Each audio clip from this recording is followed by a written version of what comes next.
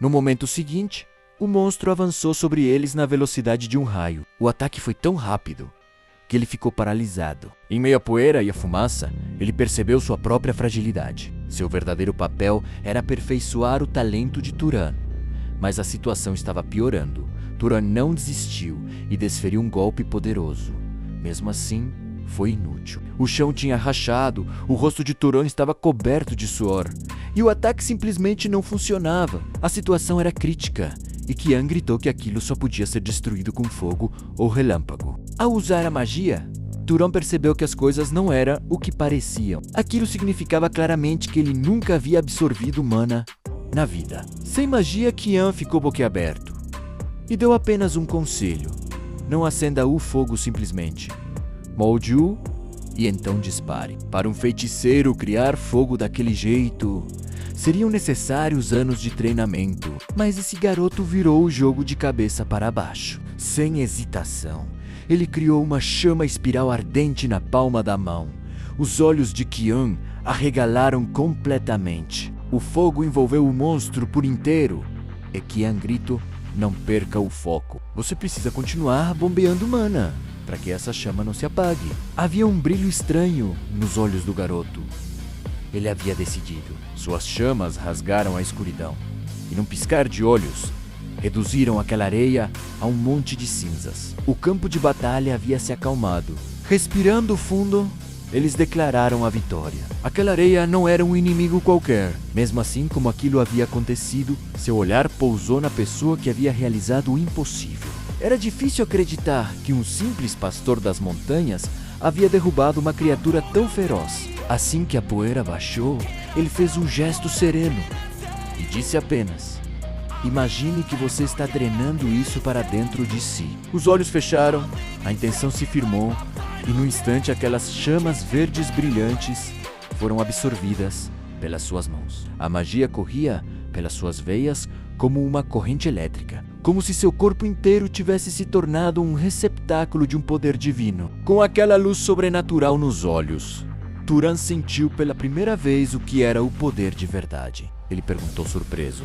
Era mesmo a primeira vez que absorvia mana? Turan respondeu com simplicidade: sim.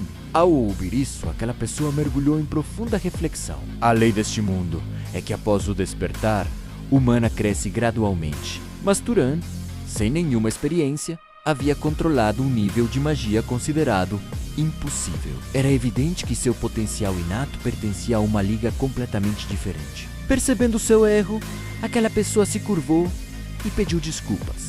Tinha sido muito rude. Poderia saber a qual casa ele pertencia. Olhando para os ferimentos de Qian, Turan disse com simplicidade: cuide primeiro do seu sangue. Qian estava atônito.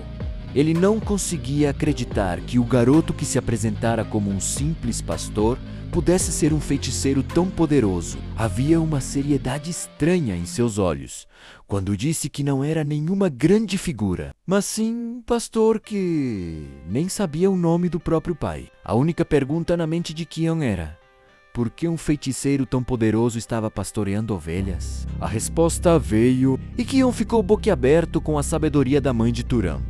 Turan achava que Qian iria rir daquele conselho, mas a seriedade de Qian o surpreendeu completamente. Naquele ambiente silencioso, estava claro que o mundo lá fora, por mais dourado que parecesse para um feiticeiro poderoso, na realidade era igualmente perigoso e cruel. O poder dos feiticeiros sempre trazia consigo conflitos devastadores. Naquele momento, a Casa Arabiana tinha cerca de 3.000 cavaleiros em combate, mas mais de 900 foram consumidos pela guerra. Quase um terço do exército havia sido dizimado, e nesse um terço estavam todos os que eram próximos do meu coração.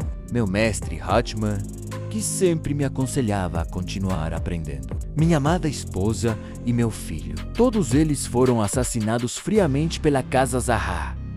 Naquele massacre, eu fui o único a sobreviver. Talvez por isso sua mãe estivesse certa. E mesmo assim você destruiu aquele monstro com uma facilidade que eu jamais consegui. Seu potencial não se limita a um cavaleiro comum.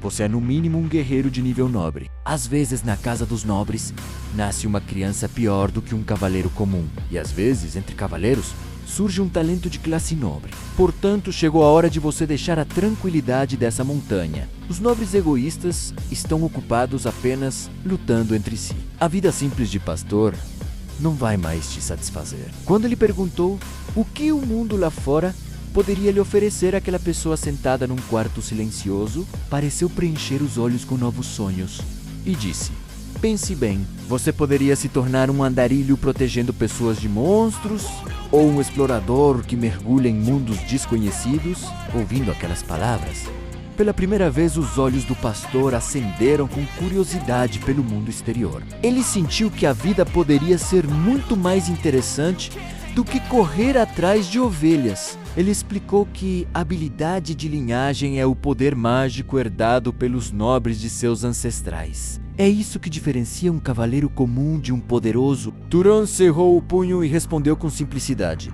Sua força não era apenas resultado da magia. Afinal, a própria presença de mana multiplica as habilidades físicas de um feiticeiro. Se seu olfato era tão aguçado, aquilo não era mera sorte, mas uma habilidade de linhagem. Ser habilidoso com armas de arremesso também era uma característica da casa arabiana. Mas assim que Turan começou a revelar suas outras qualidades, a voz daquele homem ganhou um peso e um pavor estranhos. Ele mencionou guerreiros ferozes, que o mundo conhece como caçadores. Guerreiros que perseguem seus alvos como sombras e não param até eliminá-los. Uma linhagem aterrorizante, cuja história foi escrita com sangue. Foi esse mesmo clã que um dia declarou uma guerra devastadora contra a casa arabiana. As cenas horríveis do passado, rostos ensanguentados e pessoas gritando, davam testemunho de quão terrível havia sido aquela época. Ao ouvir tudo isso, o rosto de Turan empalideceu. Em seus olhos havia um choque profundo. A herança que ele até então considerava uma habilidade comum